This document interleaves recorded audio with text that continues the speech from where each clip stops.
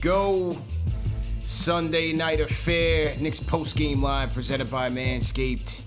Knicks head to Chicago on the second of a back-to-back against a hot Chicago Bulls team, man. A team that you certainly have to respect.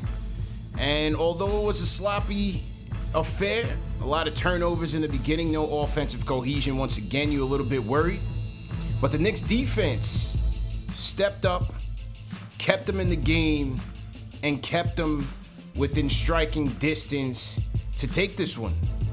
You saw encouraging play from your point guard, Kemba Walker, Julius Randle turning up in the third quarter. But the fourth quarter, as Bill Belichick would say, the other team just made more plays than we did, man. 3 3-point shots from Kobe White, the Knick killer, to start this thing off. And in the end, their close is closed. And ours just couldn't get the job done. Knicks fall 109-103. Tough loss to the Chicago Bulls, man. Bulls getting revenge. Knicks postgame live presented by Manscaped. Hit that thumbs up button for you boys. CP the franchise here. Alex Rotaro, Stratocaster in the building. Al, how was your weekend, bro? How was everything, man? It was a good weekend, man. Nice, relaxing. We got a nice Knicks win Saturday night, even though it was an ugly affair. Yeah. But then we had a better effort tonight. Not the way we wanted, but overall had a pretty good weekend. Tough. You know, had a good amount of pizza, had some ramen, passed out, had some 10 hours of sleep. You know, how's your weekend? Yeah, well, it was all right, man. You know, last night was a bit rough, even though we got the dub. But going back to tonight. Again, it was tough to see. It was tough to see because the Knicks came out to about an 11-point deficit. You thought with the offensive malaise it was going to be a long night. Bulls defense was on point. But again, going to that third quarter, I was very much encouraged by what I saw from an energized Kemba Walker. 7 points, 3 dimes in that third quarter was big. The first 3 possessions was all in Kemba's hands. And again, as we say, it all happens off of Kemba's drives and aggressiveness. He drove in the paint, got a mid-range shot. Drove in the paint, found Noel for the Gotham lob. Drove in the paint, got a nice tough layup. First 3 possessions of the third quarter was Kemba Walker. We saw him and Julius, a 1-2 connection going on. I saw a pick and roll with Kemba and Julius. I said, what is this? This is a miracle. I couldn't believe my eyes, bro. I couldn't believe what I was watching.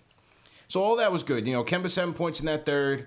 Julius 13 points in that third, but fourth quarter, I just felt like we just got out-executed. And the chess match between Billy Donovan and Tibbs was interesting the whole entire night because Bulls went small. No Vucevic, no Patrick Williams.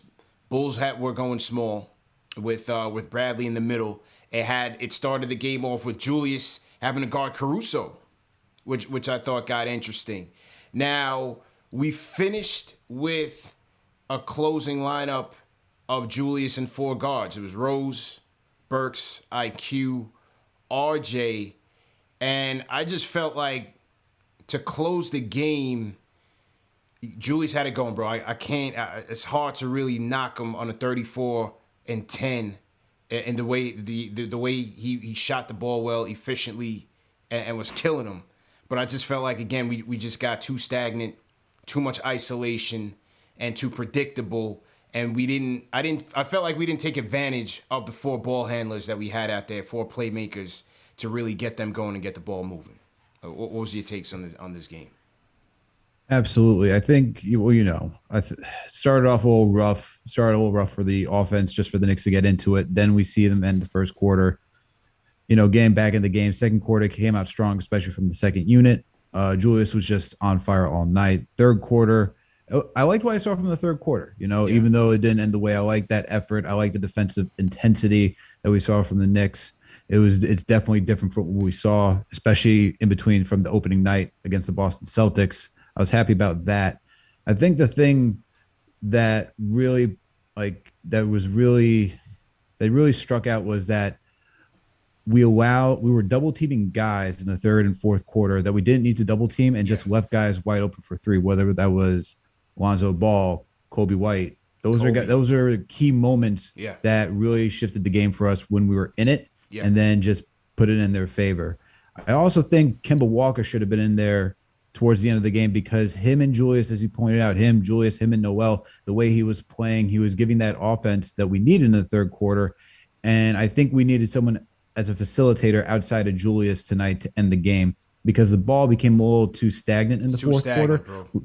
Yeah, we saw too much isolation. Just give it to Randall, whether it was Rose bringing it up, pass it to Randall, pass it right back to D Rose and right back to Randall, whoever, whatever guard brought it up, they'd always give it to Randall. And somehow it came back in Randall's hand. And then we waited until 5 seconds left in the shot clock, just do something. And that's not efficient offense. Now we're just putting too much pressure on Randall to do something instead of getting good ball movement. And you can even see how the game ended. You saw the Bulls have 21 assists. Knicks ended with 16. Not enough ball movement from this team. And that really is what puts opponents, just it really helps opponents out when we're just stop moving the ball. Yeah. No one's just able to, Especially, you don't have to fly around. especially a defense like this, one of the best half-court defenses in the league, you got to make them move.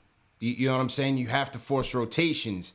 And again, Julius had his moments in terms of playmaking. He had his moments. One late in the fourth where he found IQ. It was either third or the fourth. I think it was the fourth where he found IQ for a three-point shot.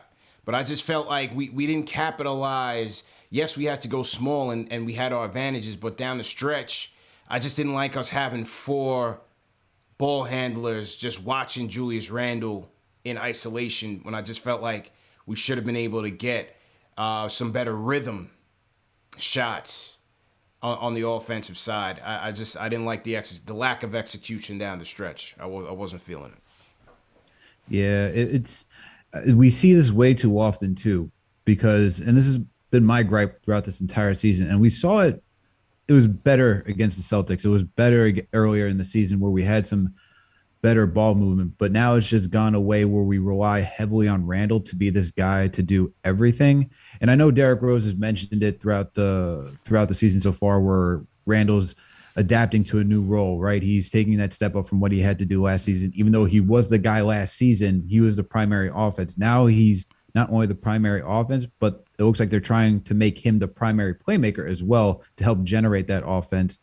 And last season, it was more so like a 2-man game between him and Reggie. He would get it out to RJ, and that was really it in the first unit. Now we're talking about, okay, we have 3 other guys that you're trying to work with, three other guys who are now playmakers as well and can shoot. And I think that's just a different dynamic that Randall's not used to.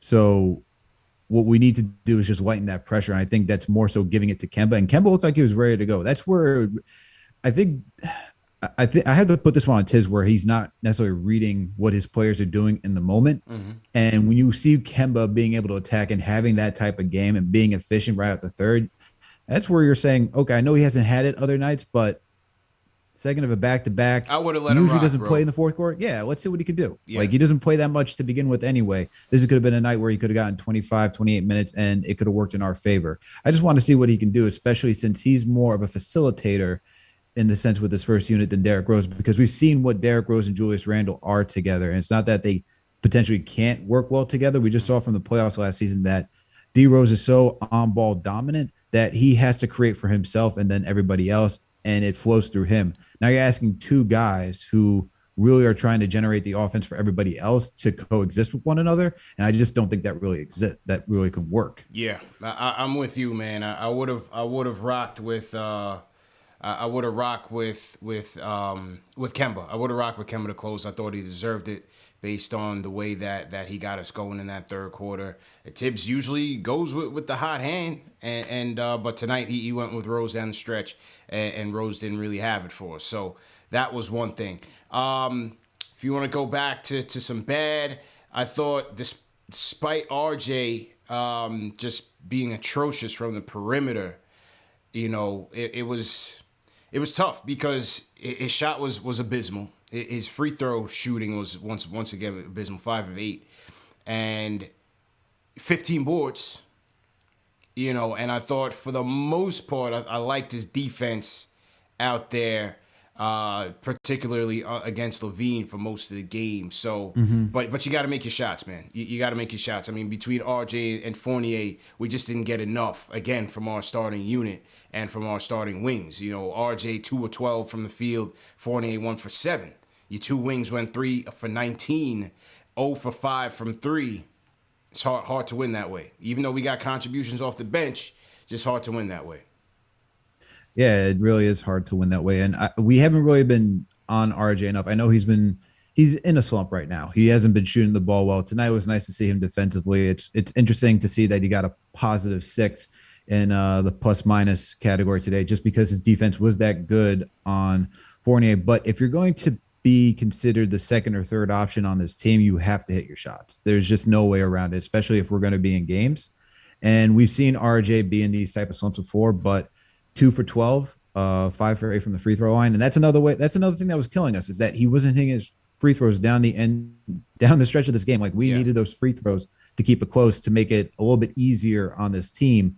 And you just have to do that. You know, when you're getting fouled, to get to the line, you got to hit your shots. That's what being a top player on this team is. 2 for 12 is nothing pretty. He was 0 for 2 from 3. I think RJ is just having a tough time finding rhythm right now. He's just in a shooting slump. I don't know what it is for him really to say, but got to figure it out. And with Fournier, he is so up and down, man. I honestly don't know. I feel like this is, I wonder if it's because he's so used to being the guy in Orlando and having the ball in his hand most of the time, that he's not comfortable being off ball. This is just kind of like that Derrick Rose, Julius Randle situation I was talking about, two guys that need to be on the ball a lot. Maybe the situation is you got to get Fournier more touches as a playmaker to get him in rhythm. But 1 for 7, 0 for 3 for tonight, 3 points. Lackluster. You can't be the $75 million man, even though it's really 3 years, not the 4 years, because it is a team option. But you still gotta. It's more 3 for 58. His value really is. But you got to give something more than that than 3 points. I think what Tibbs needs to do for him is really get the ball in his hand, do a little bit more playmaking, to have him and Kemba really bring it up and really just relax.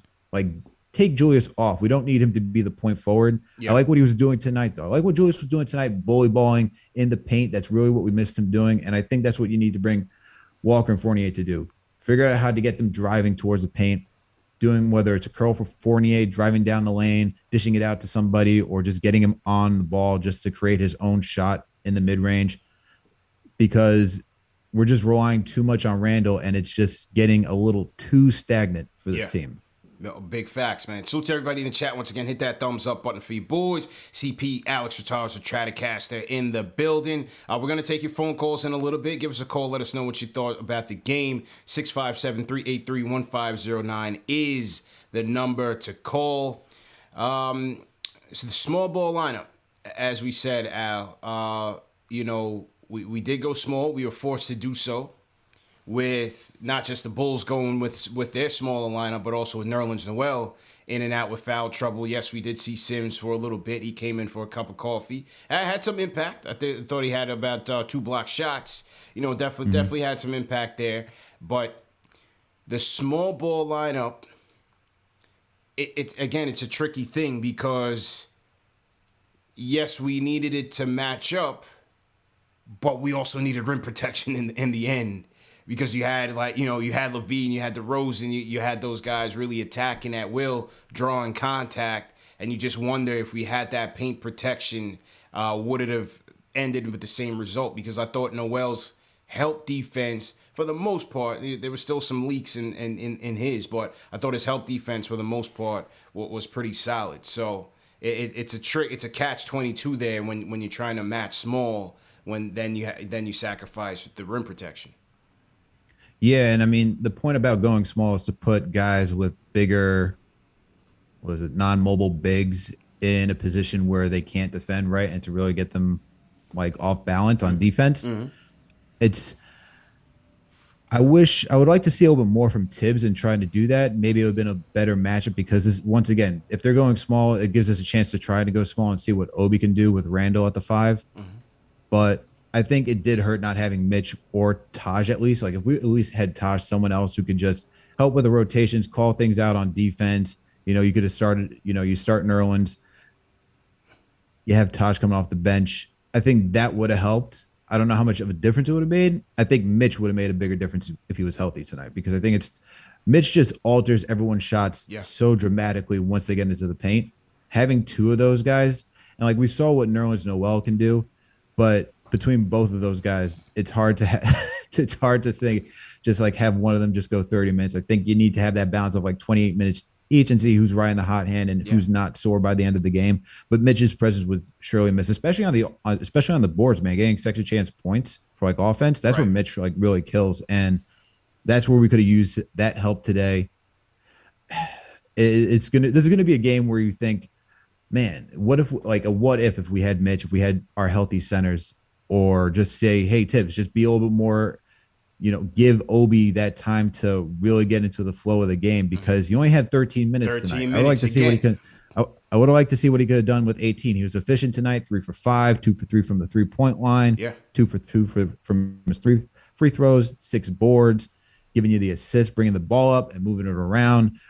I think Obi brings another dimension that this team really hasn't unlocked yet. I would like to have seen him, Randall, whether it's Burks, IQ, and whoever running the point, and just run out and just get out in the open floor and really put pressure on the Bulls to see if they can also keep up with us. Because Yeah. at this point, we're trying to keep up with teams who are trying to go small.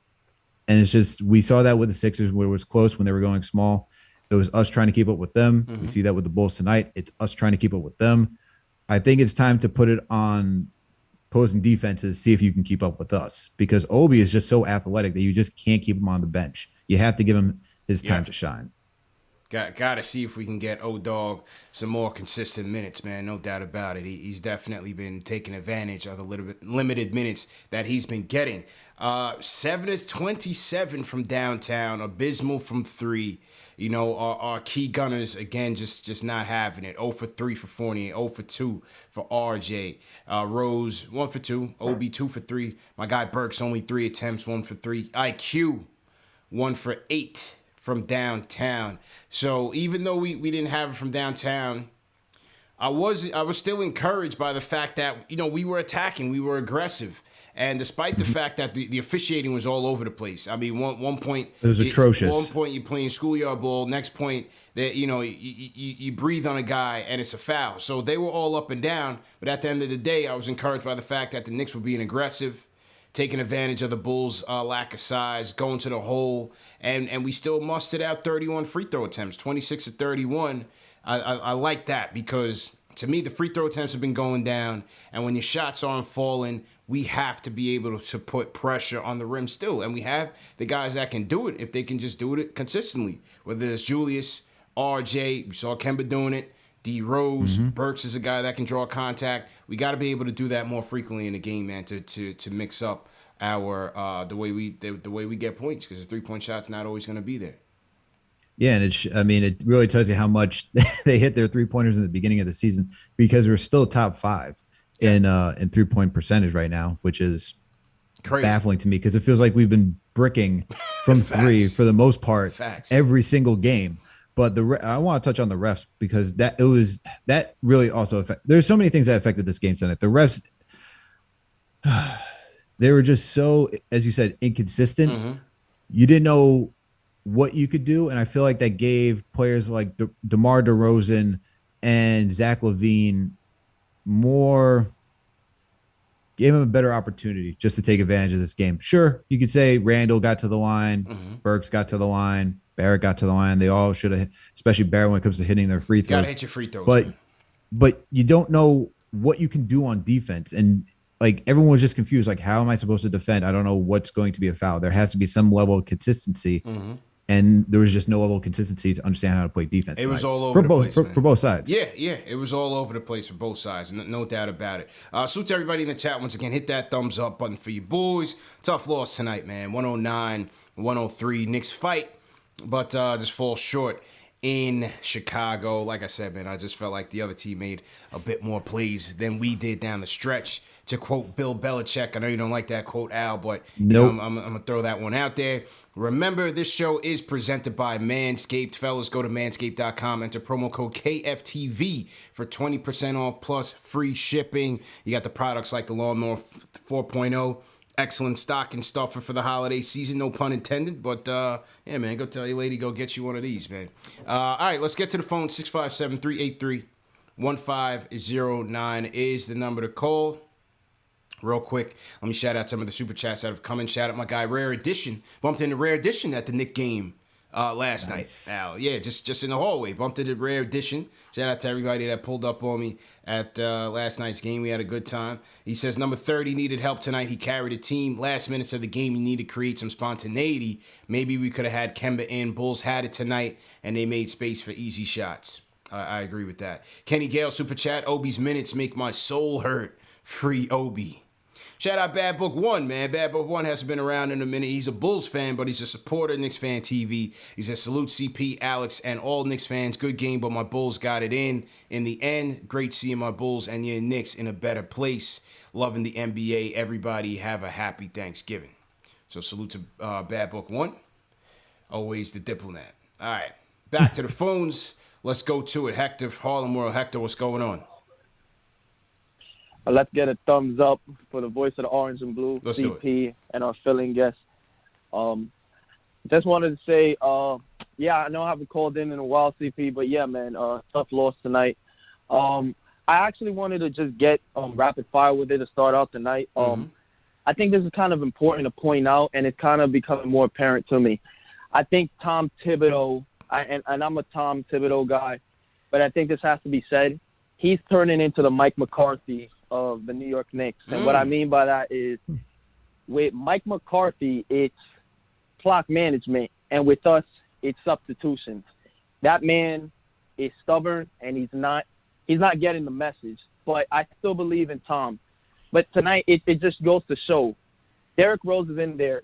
I think that's one of Derrick Rose's most atrocious performances that he's been here in New York that I've ever seen, because he's there for offensive transition, and, well, it wasn't there tonight. I mean, defensively, Derrick wasn't – it was an off night for Derrick. Kemba should have been in there, and he didn't – I don't know what Tom was thinking.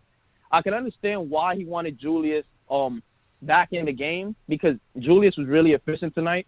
Funny enough, I'm not blaming Julius tonight. He was actually great tonight. But Obi Toppin, I can understand why he kind of had a tough decision subbing him out for Julius. But a lot of just the question, there's a lot of questions going on with, I can't lie, with Tom's rotations. I don't know what's going on with him. Alex is showing that he's shooting the ball better tonight. Emmanuel wasn't as bad. Again, he's playing well. But you guys said it earlier. I wish Mitchell was in there, because, you know, he would have at least made a couple of these guys like Zach LaVine. Anybody who would have tried to come in the paint, he would have reared their shot. Yeah. Regardless, we're obviously off to Phoenix, you guys. So now it's going to get tough, because we're headed into the dog days, like they say in baseball. We're headed into the dog days of the winter now. Yeah. And this is where we're really going to find out about this team. So I just want to hear your guys' feedback. I'm really disappointed, but obviously a long ways to go, guys. You guys make me proud. Go Knicks.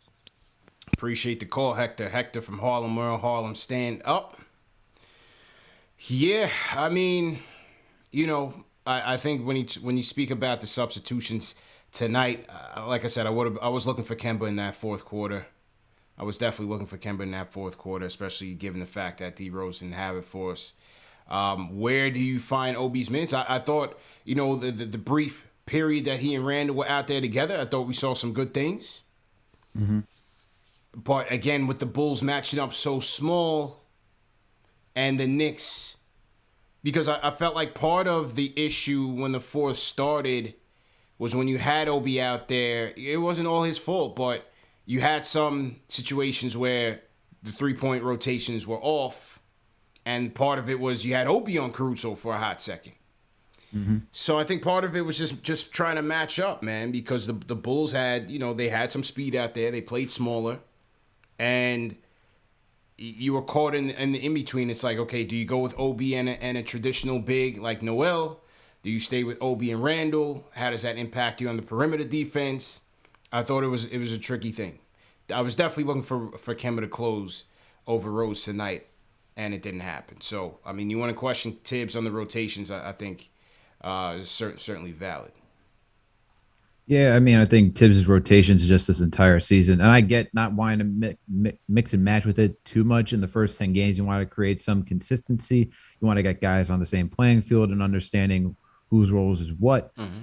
But as we get further into the season, and you start to see certain rotations, certain lineups don't work, it's a time to tinker because even he said it himself, right? You guys, they keep saying that was it?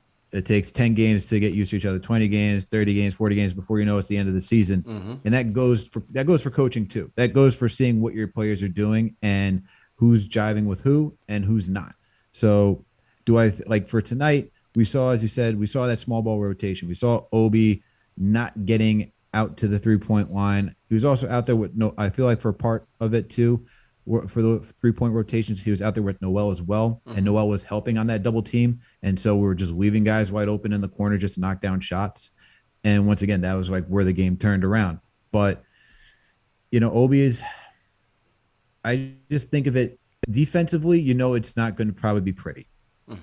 It's the offense that you're looking for when you go small ball. You're looking for these guys to push and get out into the floor and put the defense on their toes. Not necessarily to be a defensive stalwart, not have rim protection. You're giving that up to go full in on offense. That's what we saw when we see the Utah Jazz go against the LA Clippers. They're like, we're going to give up the defense by not having Zubac out there because we don't think Gobert can keep up with us if we push the court, right, push the pace every single time. And it worked for them. And in this case, you just be matching it with the Bulls. Granted, they have some athletic guys, like you have Derek Jones, who's a high flyer, DeMar DeRozan, Zach LaVine, Alex Caruso, Lonzo Ball. Those guys are flying up and down the court. Talk about guys who can play make for one another, guys who can more so LaVine, DeRozan, and Lonzo can knock down the shots. Caruso, he can sometimes if he's wide open, but nonetheless, you still have guys that can fly up and down the court. So they're just going to take advantage of everybody and switching. So I don't know. I think for tonight was the time to try it. It's tough though. It's not easy to figure this all out. It's a 10-man rotation that we have. We're a very deep team, and figuring out who gets minutes at what time. It's not as easy as we say for the Bulls, because the Bulls have, we know who the Bulls are. Like who they're going to use every single night. They don't have to worry about 10 guys. They're like, oh, we got the 5-6 guys. We can roll with them. They can get most of the minutes. For us, we have 10 guys, and to figure out who's going to have it at what point during the game, it's not easy. It's difficult. It's not easy. Yeah, it's not easy. Definitely not easy. Salute to everybody in the chat once again. Let's get those likes up. Hit that thumbs up button for you boys. Shout out to Hoodies Vintage for the super chat. He says, tough loss, shaky subs in the fourth. Obi needs more minutes. RJ and Evan need to snap out of it ASAP. Maybe run some plays for them early. Hashtag free Kemba. Junior Caroma super chat says, Knicks fans in the chat just need to be quiet about Julius Anthony. Despite the loss, hopefully this can get him going again because he's so key, man. Yeah, look, you had a dominant game by Julius tonight. 34 points, 10 rebounds, super efficient on the night. I thought he played well, man. Again, I love that pick and roll with Kemba. It was a Christmas miracle, Al. I've never seen anything like that, man. My eyes got so wide. I said, "Whoa, what's going on, man?" So that was crazy to see. But again, and while he said it on the post game, he said, "I need to see more of that. I've been asking for that since the playoffs ended. Can we get Julius easier shots? You can't rely on this isolation 1-on-2 every single trip. He's going to burn out. He's going to get tired. He's not going to make those shots consistently. Superstar players do. He's not a superstar. So you got to help him. You have to help him. So again, and that's why I didn't necessarily like the play calling down the stretch, because we saw some, the shot clock is draining. We're getting terrible shots. We got 4 playmakers. We got 4 ball handlers out there. I thought we should have been utilizing that a lot more to get the ball moving instead of playing right into Chicago's hands. In a half-court defense, they don't have to move. They key in on our one guy, and that's pretty much it. I can't remember. Did they go in zone tonight? Because I feel like this is why they also go in zone. They're like, oh, they're going ISO? Why do we got to move? I don't recall seeing that vividly. I don't recall. I don't recall seeing that. Okay. Yeah, I don't recall seeing that. People in the chat, let us know if you saw the Bulls running any zone tonight. I don't recall seeing them playing in a zone, and if it wasn't for that long. Another thing with Julius is just getting the ball deeper in the post. just getting the ball deeper in the post. You got Lonzo, you got Caruso on you, and he's still catching the ball out on the elbow, and you're working too hard to try to get your points. Establish yourself deeper in the post, get it to him. If he's got to reestablish, he's good to go. And quick first step, you're right at the hoop. So, those are just the things I just like to see, man. We just not doing it. Shout out to Papo171. Papo sends a super chat. I think I ran into him last night at the Rockets game. Shout out Papo171. He says RJ 40 for 139 from the field last 10 games. He needs to be better. Tibbs' offense is horrible and predictable. Need more pick and roll from RJ and Mitch when he isn't injured. Yeah, shout out Papo171. There's no way around it. You guys know Broadway is my guy. I rock with him to the end. But he's building a brick house out there. You know what I'm saying? He's building a brick house out there. Sure. There's no way around it. For sure. And I saw you had that crispy 75th anniversary RJ Barrett jersey. Yeah, I did. I repped it yesterday, rocked it yesterday. And again, if the 15 boards, I still have to give him credit for that. The defense, I still have to give him credit for that. And just getting to the free throw line, 8 attempts. I give him credit for those things. That's impacting the game when your shots aren't falling. But a couple of those shots hit, we can win this game. And on top of that, the bunnies are back. The missed bunnies are back, man. In the first quarter, he had about 3 easy layups that he just could not finish, man. No confidence in his finishing. And he was doing that well to start the season. So, that's the frustrating thing about RJ, man. You got to finish at the hoop and make your free throws. A couple of those go down, might be a different story tonight. Yeah, I hate saying that he's 21 because I feel like at this point, year 3, right? You've been in the league this is your 3rd year. I know you're still on the younger side, but at the same time, like, if you want to be that dog, guys who are much younger come in here doing a lot more. Yeah. And they're much more consistent. It's all about consistency, and you can't go for that long. What do you say? 40 for 100 out of 139. 40 for 139. Yikes! And it's building the condo. It's a 2-family house out there, man. Damn, come on, RJ, man. You gotta snap back into it, man. So I want. Go ahead. Oh, no, I want to ask you this though. I know it obviously it sucks to lose, but it was it's a second of a back-to-back.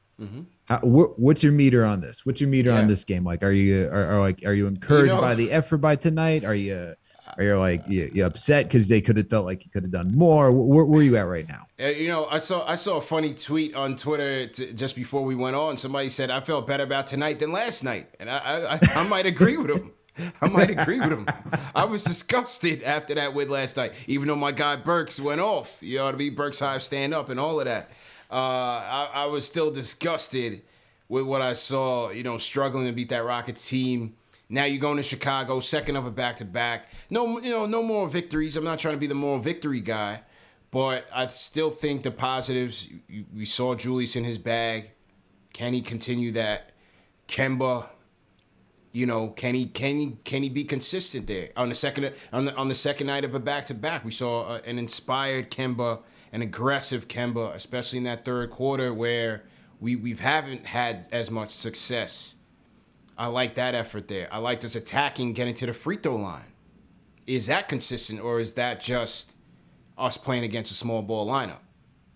So, again, obviously tough loss because I felt like we could have won it, but I felt there were some positives that I took away from this game to see if, we can keep that going. Yeah, I can get with you on that. I'm not as upset as the loss. What was the loss earlier this week? Who did we lose to? That was like it was against the Magic. Yeah, It's not as bad as against the Magic. Yeah, because that was just horrendous. Last night was just a disgusting win. Tonight we were right there, and I think you said it. It was the third quarter. Just seeing the effort in the third quarter.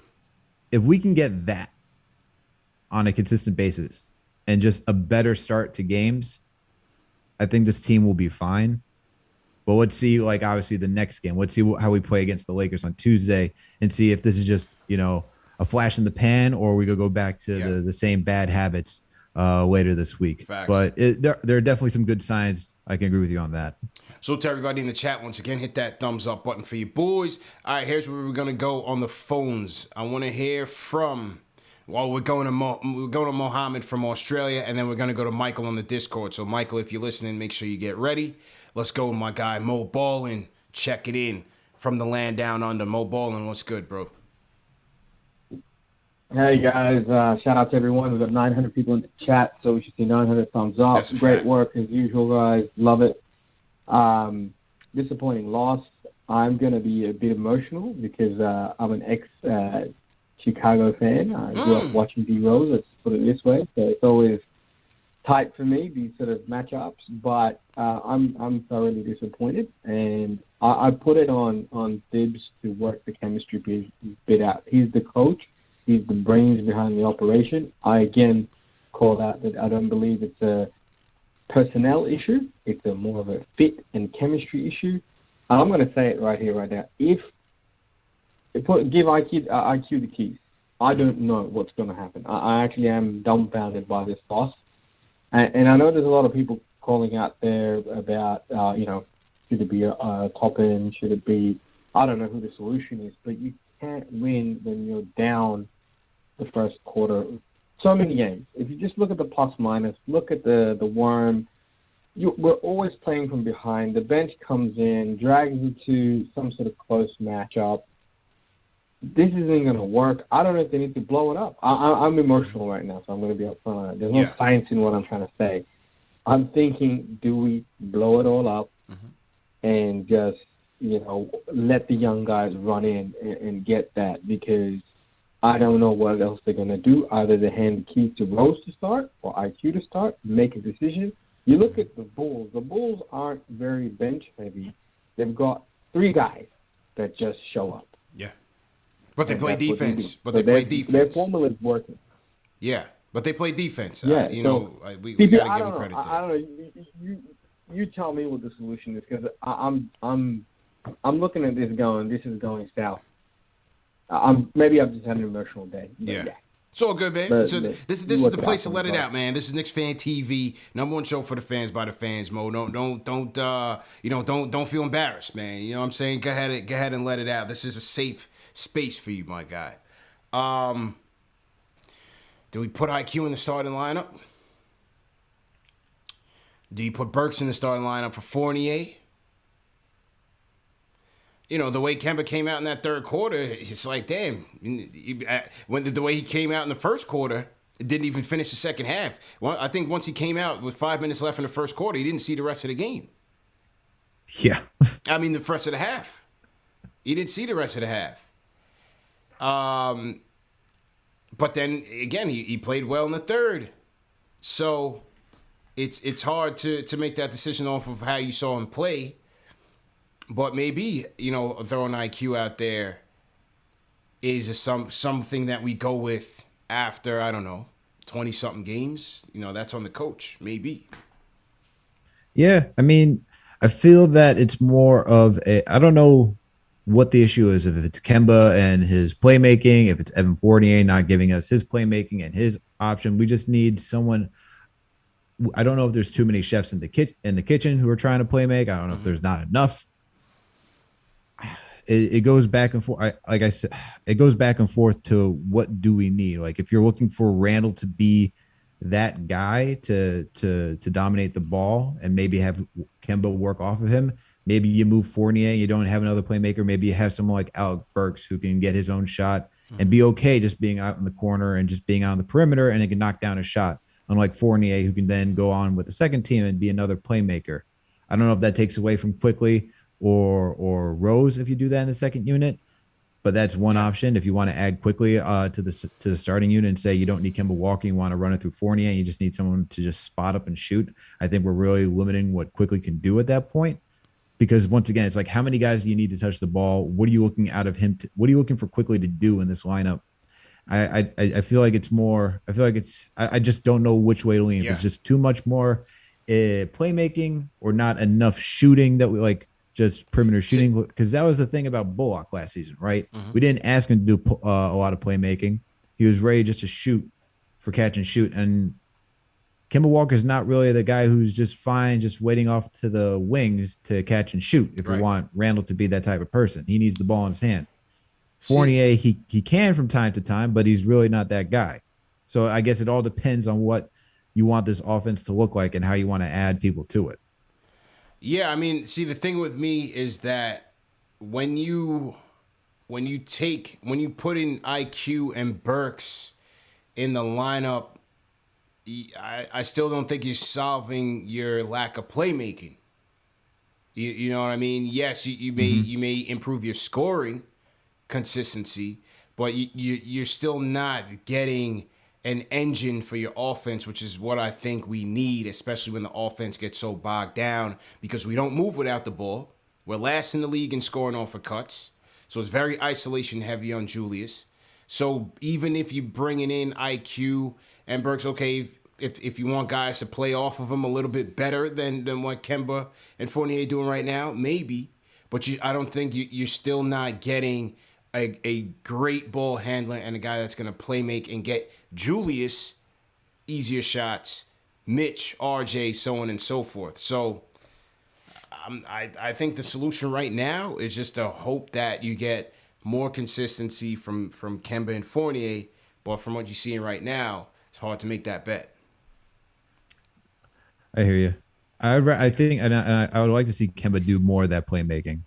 Like Yeah. we haven't seen it. Like tonight was the night. I think probably one of the nights where he had 4 assists. I feel like that's the most assists he's had this season. In this playing with these guys, I feel like we need Kemba to be that engine, and then just let everyone else just fall into place.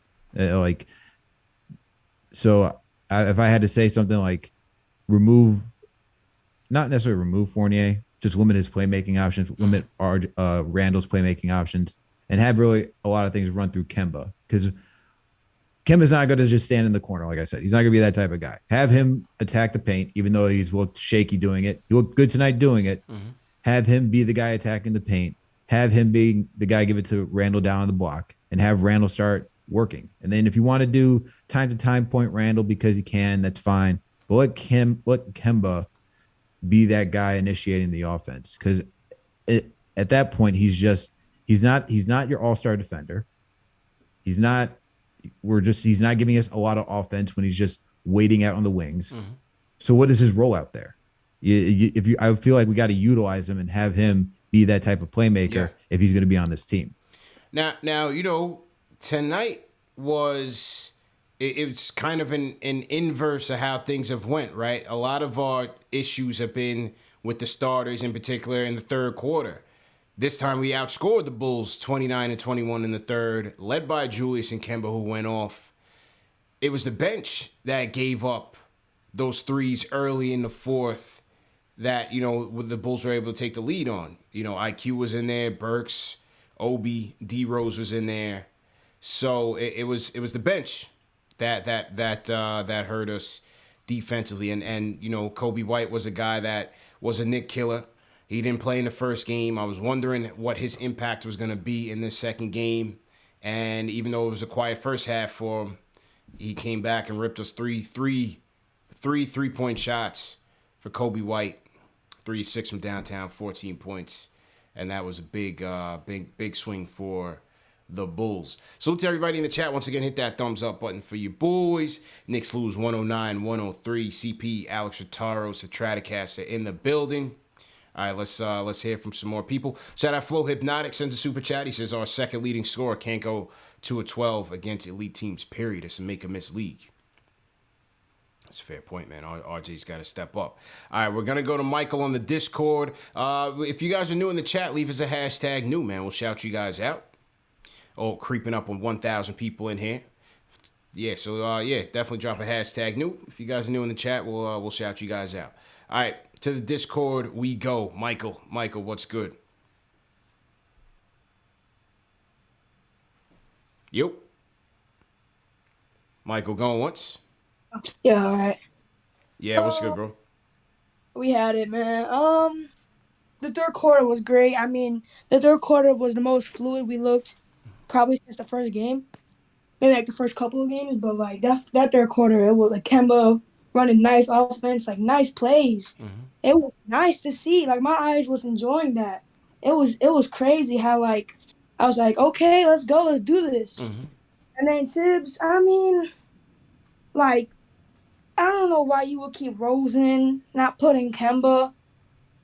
Quickly didn't have it, and I think that's another thing. Is like if Quickly doesn't have it, you have Grimes, but I know he won't play it, so that doesn't bother me as much. But like Fournier, oh Lord, man, Fournier is making me think that Tim Hardaway Jr. contract was actually decent, man. Thinking about it, man, I don't know. 75 million for Fournier is kind of looking a little spooky right now, man. But I don't know. I think coming trade deadline, someone, at least one player might get traded. I don't know if they're gonna. I don't know if they're gonna be Fournier. Knox is not doing anything, so Knox. But I don't know. Like we need.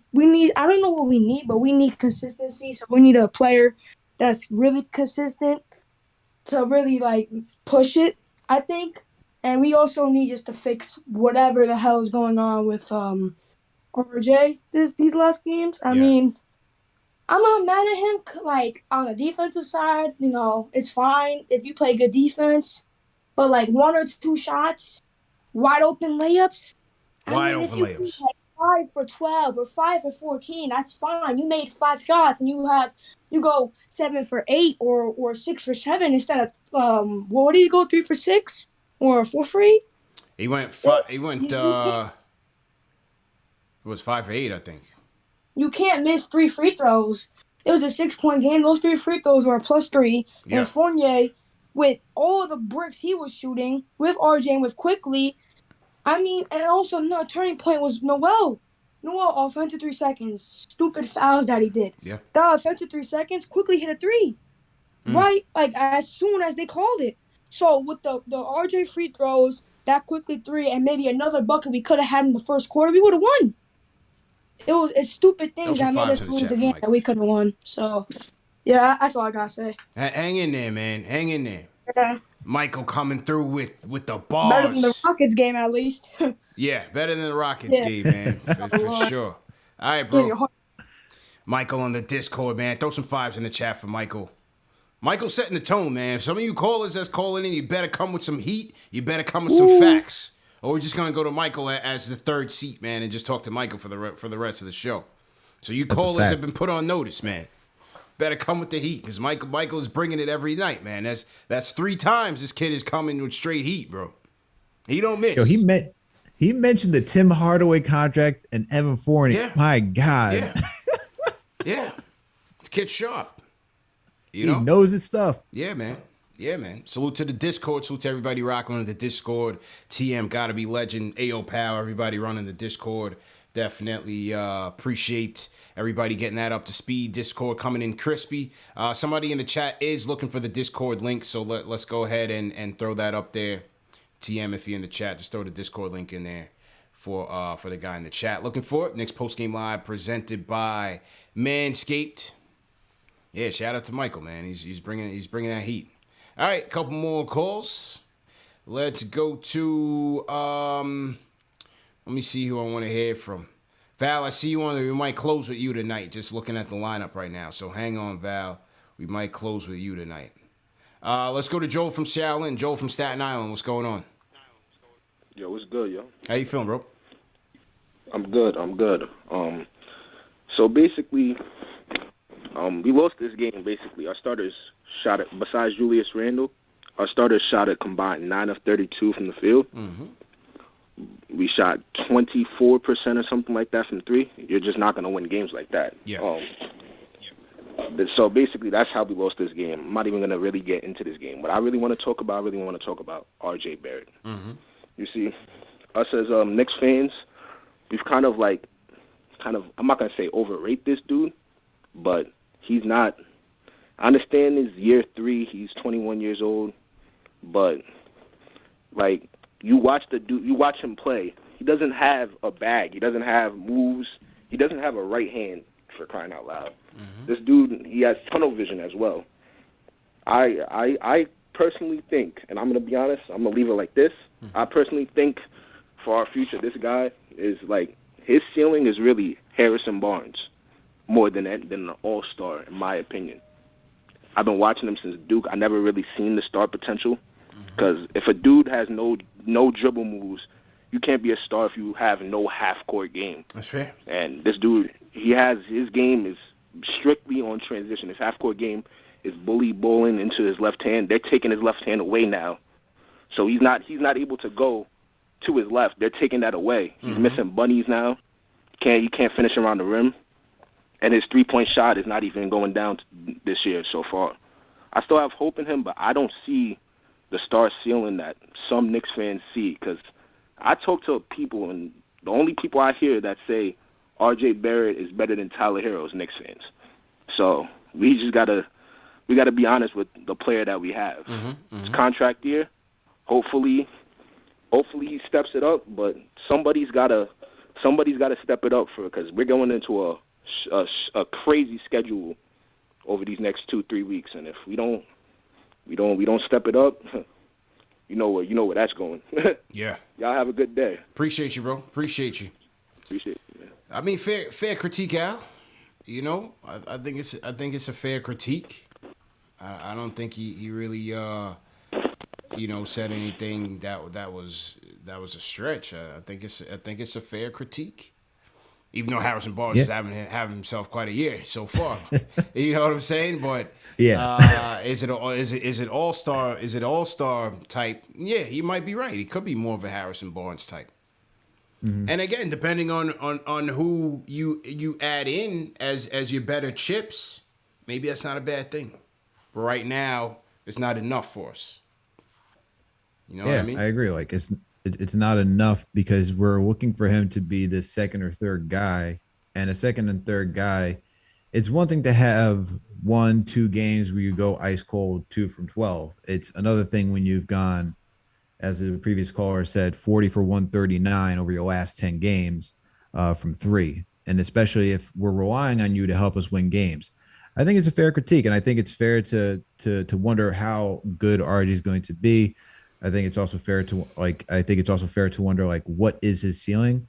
I think he's going to be a good player for this team. I also think that he kind of gets lost in what we're trying to do with this team as well. I think if we're trying to run it through Julius and you give Julius a lot of the touches, what's RJ going to do? You know, RJ had a lot of touches tonight, right? You had Randall get 19 attempts. You had RJ get 12. But are they all in rhythm? Is he forcing a lot of shots? Is someone looking for RJ to get in rhythm? RJ is not necessarily that guy who's right now going to create for himself. He's more of a guy that needs somebody to help create for him. Same thing with like Obi. That's why it was good when you see like when RJ was getting into it against was it against the Magic or against the Rockets, where we saw a lineup of Rose, RJ, Quickly, Burks, and I think we saw Toppin for a little bit, or maybe it was even Nerlens Noel. You just see, it was Toppin. You just see these guys running, and you see these guys being open in the court. You see guys looking for RJ, and RJ being able to finish out in transition. RJ finding his spots being set up so that way he can shoot and get to the spots that he wants to get to. He's not the guy right now that can create for himself. He can somewhat create for others when he drives and kicks it out to somebody, or if he dumps it off to somebody in the paint. You know, he can find Mitch on the Gotham Wob. But as of right now, no. RJ is not the guy that can create for himself. He can get going if someone can help create for him. And that's where someone like D. Rose, Kemba Walker can come into play. And that's what we're looking for. As of right now, if you have Julius just looking to create for himself and trying to create for others, we see it's a little too stagnant. So this is where it's hard to give a full evaluation on RJ, but the caller has a very fair critique in saying like, how good is he that all-star level? Because if you're an all-star, you look at all these guys who are all-star, they can create for themselves. They don't need anyone to create for him. Yeah. And he's just not there yet. It's fair. I think all that is fair. So to everybody in the chat once again, hit that thumbs up button for your boys. Knicks fall, man, 109 to 103. If you're looking for the Discord link should be going around. If you're looking to call us up 657-383-1509. It's the number to call. Knicks Postgame Live presented by Manscaped. Go to manscaped.com. Enter promo code KFTV for 20% off plus free shipping on your total purchase. All right, couple more calls before we wrap up. Let's see who else we got on the phones right now. See who we got. Oh, I got to hear from my guy, JJ from Brooklyn. JJ, what's going on? Yo, CP, Alex, what's going on, fellas? How you feeling, bro? What's going on? Good, man. Yo, CP, first, man, I wanted to say thanks a lot, bro. Like, when I was in the chat the other day, I was like, yo, I'm on now? So, yo, I appreciate that. Yeah, for no real, doubt. man. It's really dope, man. No doubt, man. It was definitely a cool, unexpected surprise, man. Appreciate that, for real. You know how much I love this show, and so, yeah, really dope, man. Appreciate it a lot, bro. Thanks, No man. doubt, man. Just hold it down. But, hold it down against all the trolls. You know what I mean? You got to be our eyes in the streets, bro. You got to be our eyes in the streets. I got you. Comes with a lot of responsibility, Absolutely, man. Just do your thing. I got you. Yo, first shout out to Edgar, man. He's doing a great job behind the phones, Yeah, man. Real Salute good to dude. Edgar, real nice guy, man. Yes, sir. Shout out to Edgar, man. Mm-hmm. But I actually basically wanted to say what the previous caller was saying, man. I just want to know what's your guys' level of concern with RJ. CP, you know I've kind of never been behind RJ. Like, I argue with my boys about this all the time. They're like, yo, he's going to be a superstar. I never, I've told you that from a minute ago that I never saw that in him. But now it's just like, yo, I'm not going to lie, his defense has been really good. Tonight against Levine, his defense was really impressive. I'm not going to deny that. But I'm not trying to draft Tony Allen with the 3rd overall pick. You know what I'm saying? Like, he's missing the bunnies, as you guys were saying. Like, I keep going back to that play against Hayward where he couldn't even jump off the floor on the layup where he got blocked. Like, you're 21. Where are your hops? Like, where's your athleticism? I know he's not, like, the most gifted player, but he's missing the bunnies. His jump shot is all messed up right now. Like, just the bunnies, it just drives me crazy. He had that stretch of, like, 4 or 5 games in a row. I was like, yo, he's actually finishing really, really well at the hoop. I was like, you know what I'm saying? I was like, yo, this could be big. And then it's not just 3 or 4 games. This is, like, 9 games in a row. He can't hit a free throw, a layup, a 3, a mid-range shot. Yeah. I'm just I think that's confidence, man. I think it's confidence right now. You know what I mean? Yeah, you think so? I think it's confidence, especially with with the shooting. I think it's confidence, man. Yeah, right. So I never thought his upside was that huge, but like now I'm just like nervous. Is he just like a decent role player? Like, how concerned are you guys with about that? That's pretty much all I want to say, man. Thanks so much. He very well could be. I mean, for me, I feel like, as I said, his floor at worst is a 3-and-D role player. You know what I'm saying? I think it's a better chance of that than him becoming a superstar. I'll tell you that.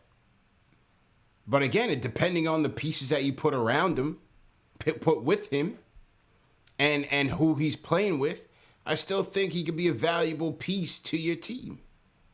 He just may not be he just may not turn into the superstar that you're looking for with the number 3 pick. Forget about where he was drafted. I throw that out the window, man. I don't worry about that anymore. Because the draft is a crapshoot. But there's no doubt he's not playing well, man. On the offensive side, he's not playing. Yeah, well. He's bricking. Yeah. There's no way to cover it up. Yeah, you got to hit your shots, and I think, I think I'm gonna push back a little bit. I think there is some. I know the draft is a crapshoot. I feel like if you're picking someone 3rd, I know it can go either way. I feel like you got to know what you're getting to a certain degree. Where did Tyler Hero get picked? Wasn't he in the teens? He was in the teens. So you can go there with Donovan. 14 or something. Yep. It's not like it was you're picking between 3 and 4. Who was 4? Was it Garland or DeAndre Hunter? I think it was Garland was 4th. It was Garland was 4, yeah. So it's tough. It's tough call. It's tough, but I feel like it's tough because like when you're drafting that high, you see guys who have been drafted that high. Granted, it's not, we can go back throughout the history. I forget what the historical reference was. It's like how many first round picks have actually won an NBA championship. And it's 3. You have Tim Duncan, LeBron James, and Kyrie Irving when he was with LeBron James on the Cleveland Cavaliers. So it's not that many people that get drafted number 1 that go win a championship either. So that's where I get that the draft position doesn't have that much weight, but I feel like it kind of does because when you're up that high and you get the opportunity to choose who you want, there should be some confidence. And this is not saying that RJ is a bad pick. We don't know really.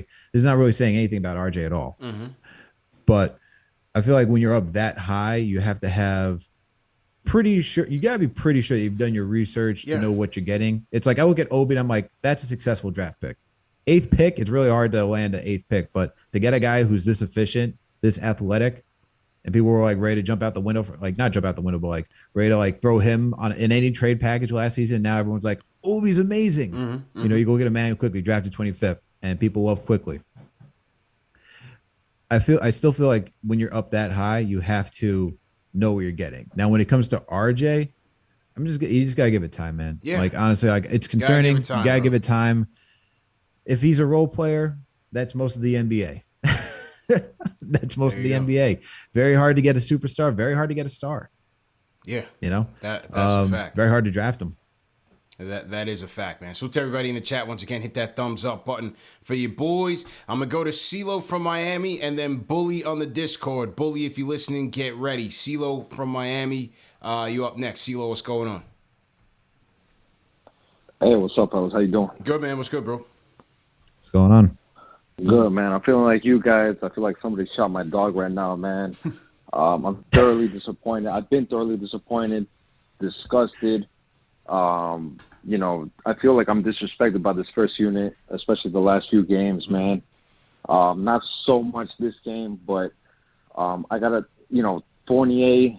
We knew we're gonna take a loss on the defensive end, but we felt like we're gonna net a bigger gain on the offense as opposed to, losing on the defense with Fournier, but he's just giving us nothing, man.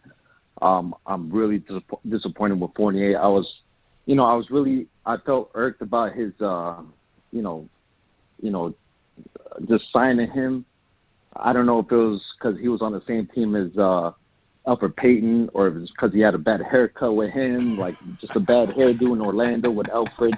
Just something irked me about signing this guy that I did not like signing Fournier, but he gained points just on the basic fact that he had that interview with him, man. Like, he just gained points with me, CP, but we got to do something with Fournier. I don't know if we got to bring in Burks in the first unit. Just Fournier is a real problem on the defense. He just throws up his hands every time he comes around the screen. It's just a real issue. Yeah. He's giving us nothing, and like I never agree with anything that Jay from Florida I never agree with anything he says, man. But the fact that he's sitting on the bench and we got so many millions of dollars sitting on the bench in the fourth quarter, bro, it's just it's disgusting, man.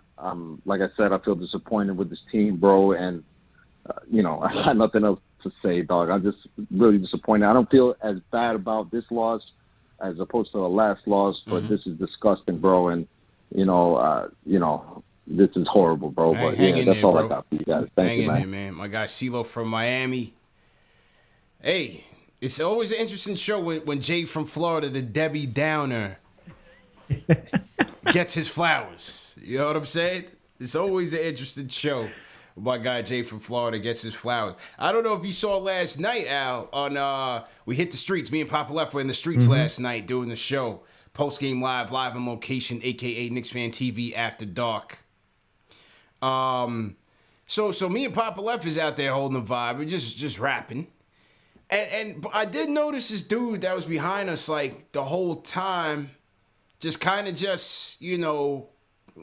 listening to what we like, air hustling, but also just part of the neighborhood. It's New York City, so you don't really think nothing crazy.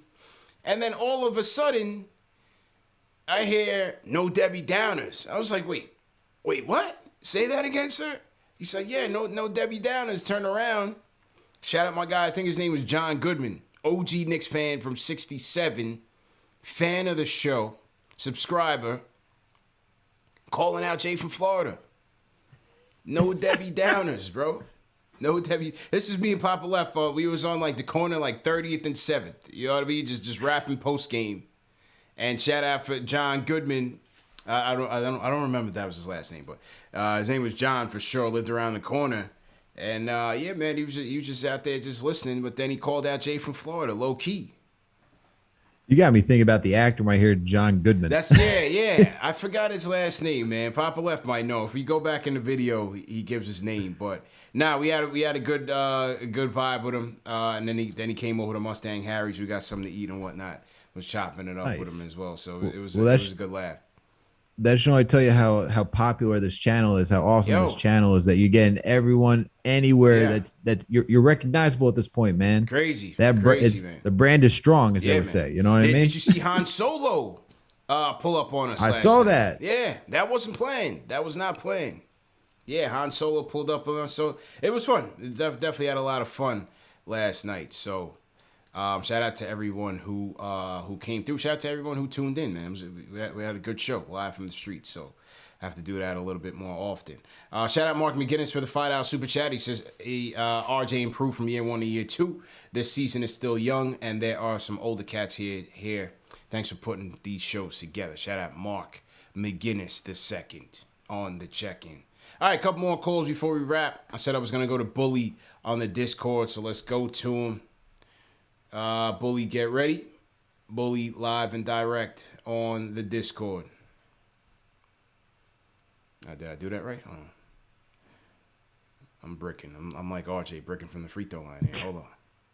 Let me make sure my drag and drop skills are on point. Hold up here. All right. What's going on here, man? Hang tight.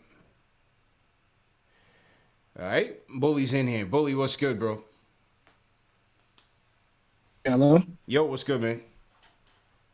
All right. Yeah, I'm not gonna say anything too crazy, but okay. The same thing, in my opinion, that caused we won to the Rockets, but it wasn't a good win. The same thing applies to this loss right here. We just don't have an identity, in my opinion. We don't have an identity. If Julius Randle, right, is going to be the number one guy, which I have no problem with that, right? Where's the number two? Right? Where's the number two guy? Yeah. Okay. You have the Bulls. They have the number one and the number two, DeMar DeRozan, Zach LaVine, and you have all facilitating. Where's our number one and where's our number two? I have no problem with Julius Randle being the number one, but where's the number two? I think that we're expecting RJ Barrett to do too much too fast. This is his third year, and he still needs to navigate the NBA. I know that some people are impatient. Give the man some time, okay? He's in a slump. Everyone goes through it. But when you're looking at the box score, I mean, it's not always – we can't always rely on our bench to step up for the starting lineup. I'm just sick and tired of the starting lineup. I'm sick and tired of Julius Randle going for 34, right? And then no one else helping him out. Yeah. Or Julius Randle going for 16 the other night and no one else doing anything else. Yeah. Right? So it's not like I don't want to put the blame on just one person or the other, right? But all I'm saying is that we don't have an identity, in my opinion. I don't know how we get that identity. I just don't know. Another point that I would like to make, why is it that we have no offense? We have no offense. We have four guys standing on the perimeter, one guy in the paint. No one wants to drive. No one wants to do anything. No one wants to play some defense, right? Julius Randle, I love the guy, right? But he's taking the ball up. Why is he ever taking the ball? These are the things that we have to hash out now before the season gets too deep. Because if we don't hash these out, we're not even going to make the playoffs. We're going to make the playoffs if we don't hash these things out. Yeah, it's fair points, man. Fair points. And I think, and appreciate the call, Bully. I think, the stagnation on the offense comes from the fact. Look at how night and day the offense looked, or how things looked when Kemba was attacking in that third quarter. Look how things changed. It was night and day. Conversely, you had the first quarter where, the passes were you had lazy passes, sloppy passes. I think we had 8 turnovers. No aggression, not attacking in the paint. And we had nothing going. When your engine is the engine, things are going to happen. Now, we don't cut well. And we didn't do that. We weren't even that great at cutting last year. We were a little bit better last year. It wasn't great. But again, we don't emphasize off-ball movement in our offensive sets. So that's how you get a lot of stagnation. It's very easy to get that. You know, first thing I want to say is that when someone starts off a call saying, I'm not going to say anything too crazy, yeah, you get me concerned because I think you're going to say something too crazy. Yeah, right. Yeah, facts. But no, the call was on point. I think the thing with Tibbs is like we know Tibbs is not known for his offense. He's never been known for his offense. Mm-hmm. And this is kind of what you get with Tibbs. You're hoping that Johnny Bryan or someone else on the coaching staff can help generate offense and can help think of ways to help generate offense for this team. But it's once again, I'd like to see Kemba be the initiator, the playmaker, because right now he's just out there waiting in the wings to shoot, and that's not really who Kemba is. We're doing a lot through Julius, and I don't think we need to do a lot through Julius. I think it really needs to go through Kemba's hands to really just to even out the playmaking, just to get something going. Because I talked about it, you saw the pick and roll. We were wishing that for last year. I was shocked to even see it too with him and Randall, and that works. You see how easy that works. He's a big dude rolling down the lane. That's just easy money right there. And then it also opens up a shot for Kemba. There's just ways to get Kemba going and just help move this offense along. I just feel like we need someone to help think of different ways to get this offensive going. It's just sadly not Tibbs. It's just not Tibbs' forte. Yeah. He's a defensive guy. I think we're just missing that offensive, someone's got to help figure out something because we saw too much freelancing. These guys aren't there yet to really know each other's tendencies. Mm-hmm. So someone's got to create some sort of system for all these guys to actually get it working. So to everybody in the chat, once again, hit that thumbs up button for you boys. All right, here's how the calls are going to go. And we're looking for rapid fire. It's getting late out here in the East Coast. We're going to go to Val. Then we're going to go to It's Rose on the Discord. So It's Rose on the Discord. Get ready. And then we're going to close with Angel. All right, so Val from Jersey. Val, what's good? Hi, how are you guys doing? What's good, bro? All right. To go quickly, I think the issue with R.J. Barrett is he's thrusted in a new role. You're having him be a 3-and-D player when he was never a good three-point shooter or a defensive player. What about last year? The quick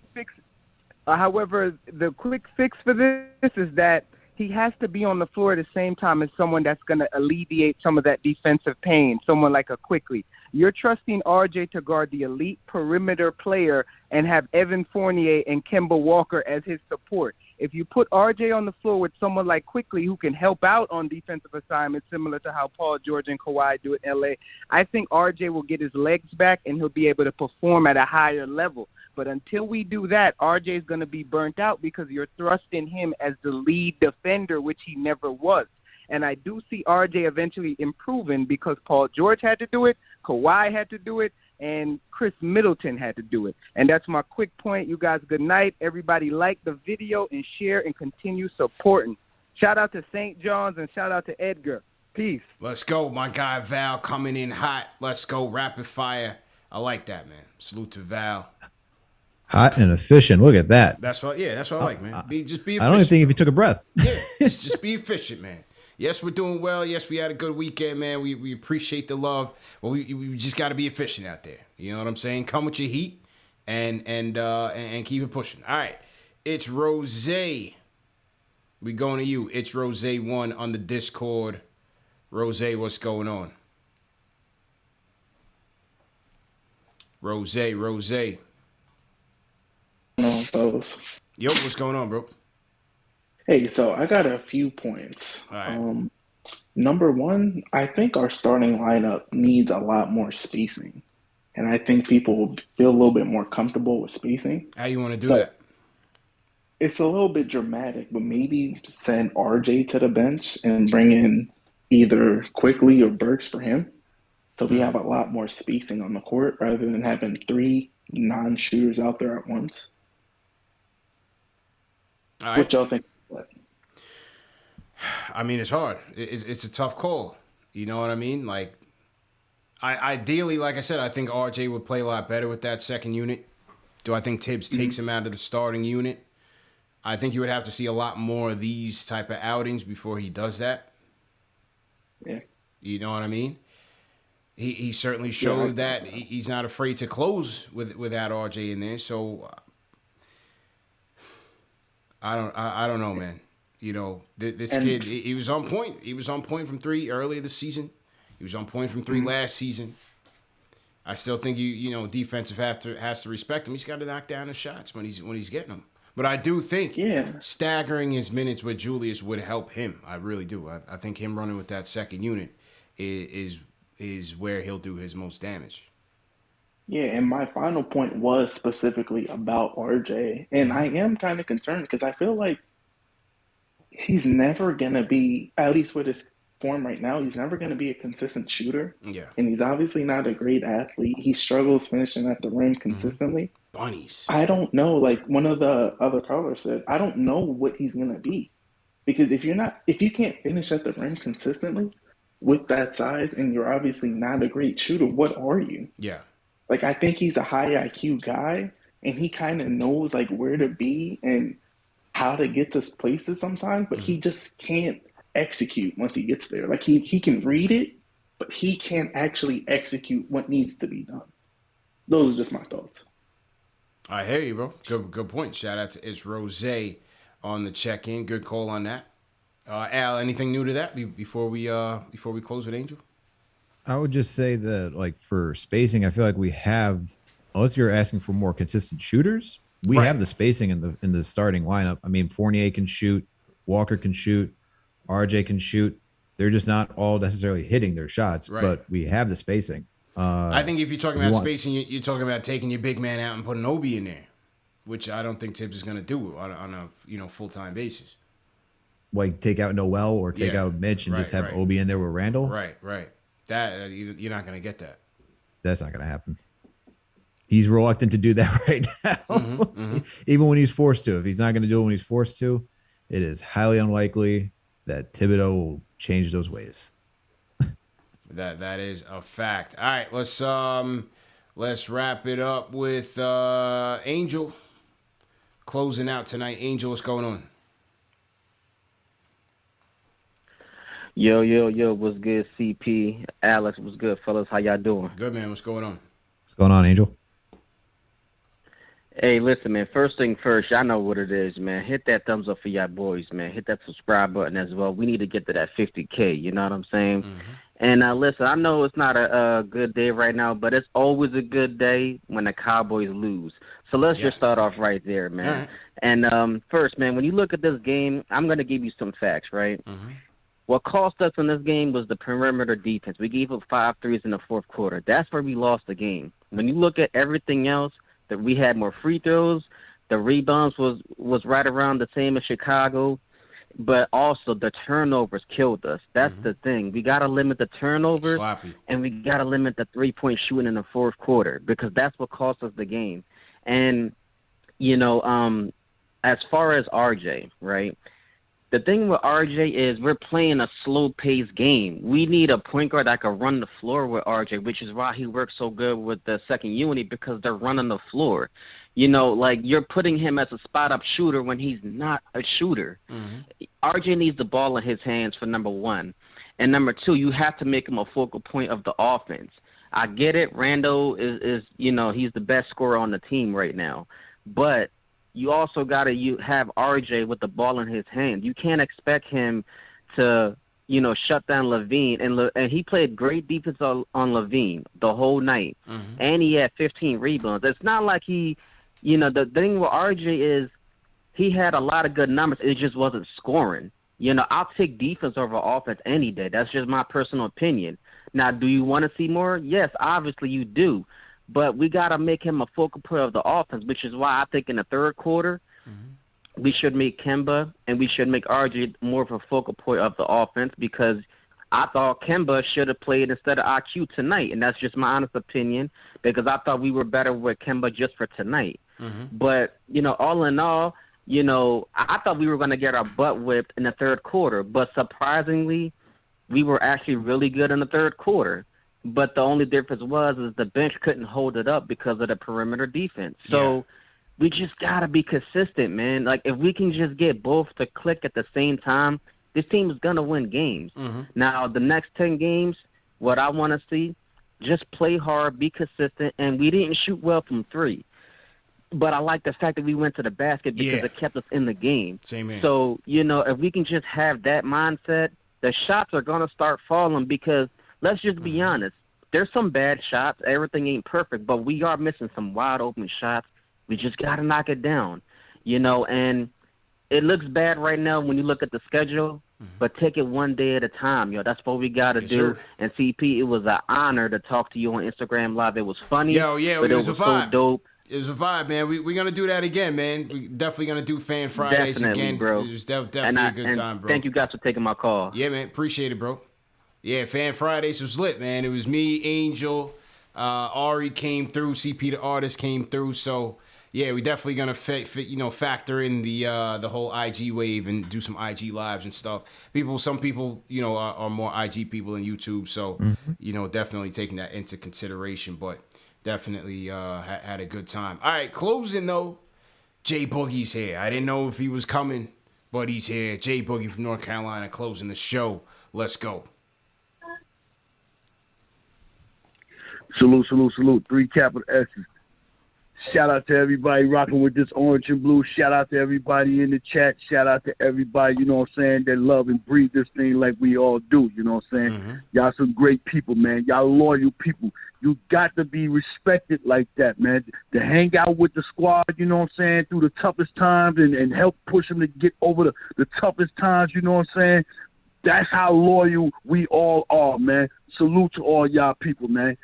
Shout out to my man, my GM, CP, a caring person. Let me break his name down like that. And shout out to my man, Alex, rocking with him, the young Pete Samples. But I'm going to swap you out next game, Alex. I'm going to swap you out for Evan Fournier because y'all beards look alike so I can bring him on the channel. I need to talk to him a little bit, about what's going on. But I want to give a special shout out to Mr. Alan Hahn. That's why I gave you them flowers. If you listening right now, that's why I gave you them flowers the last time you was on the show, man. Well, respect and appreciate you, man. Just coming through, hanging out with the guys, man. CP, man, y'all look like some great gentlemen, man. I was watching that, man. I couldn't do nothing but enjoy the footage and everything of what y'all was doing last night. Salute to y'all, Y'all great men, man. But it's an issue going on with our squad. And the problem I don't like what's going on. I'm trying to figure out how can we go from bad contracts and bad players to finally getting somewhere and getting rid of people in the office and changing over the office staffs and go from, being chosen as a 20 or less team and wind up winning more than 40 games and wind up getting the coach of the year, wind up getting an all-star player and go to the playoffs in the first time in a long time, to saying now we got our culture back, now we ain't got our identity. How in the world do we do that? Go through all that to get to our culture and wind up with no identity on the floor, man.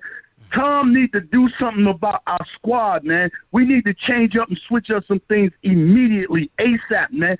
Ain't no waiting. Ain't no playing around. Ain't no joking. I don't care about your feelings. I don't care about how much money you make. I don't care what pick you was picked. You know what I'm saying? If you're not performing, you do not need to be on the floor. We need to stop pampering and babying some of these guys. I don't care if you're 22, 23. You in the league, Some of these guys wake up in the morning, they going in the bathroom like it ain't no mirror in the bathroom. They ain't even seeing their face. So they don't even know how they look. They don't even know how to, to talk to themselves, to motivate themselves, man. I don't know what's happening on, but I tell you one thing, I'm going to that Atlanta game this weekend, and I'm gonna be right behind that bench. I'm gonna be getting right in some of them guys' ear. They know who I am, so I'm gonna do what I gotta do to help motivate and turn this thing around, man. Because this doesn't make no sense, man. This is supposed to be our season. We're supposed to be thinking about getting to the Eastern Conference. Man, we don't even know if we're gonna make the play-in unless we start the bench. I told y'all before, the bench can make the play-in. The starting five, that's just a plus, but we're not gelling like we're supposed to gel. We need to find the peanut butter so we can have the peanut butter jelly and sandwiches, all that, man. We need to figure these things out real fast, real quick, in a hurry up, man. You know what I'm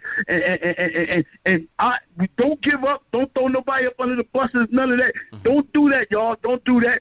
Don't give up on your players. Don't give up on your teams, you know what I'm saying? But just get through some more frustration, man, and pray that we get to a better situation, man. Pray that we get to winning some games. Because I know it's tough when we playing against bums and we ain't even smashing them, and the tough part of the schedule ain't even came. So you figure, man, oh, man, what we going to do now? Well, last year, just to give us some hope, they said the same thing about the tough schedules we was going on last year, and we turned around and proved everybody wrong. So now we got to do the same thing. Jump up and handle your business and do what you got to do on that court, man. God bless you all, man. Everybody continue on staying healthy and safe. Tomorrow's a new day, Monday, first day of the week. Don't get mad you got to go to work. Be grateful and thankful you got a job to go through, man. Be grateful and thankful you got a way to pay your bills, take care of your family, and everything you need to do in life, man. God bless you. 3 capital S's. Salute, salute, salute. And he's out of there. Throw some fives in the chat for Jay Boogie. Closing the show like he usually does, man. Mm-hmm. With bars, bro. Straight bars. I would say it would be a nice church going on a Sunday, but we're past 12. Yeah. Well, yeah, we're on Monday now. We're Monday now. So, but now, great show.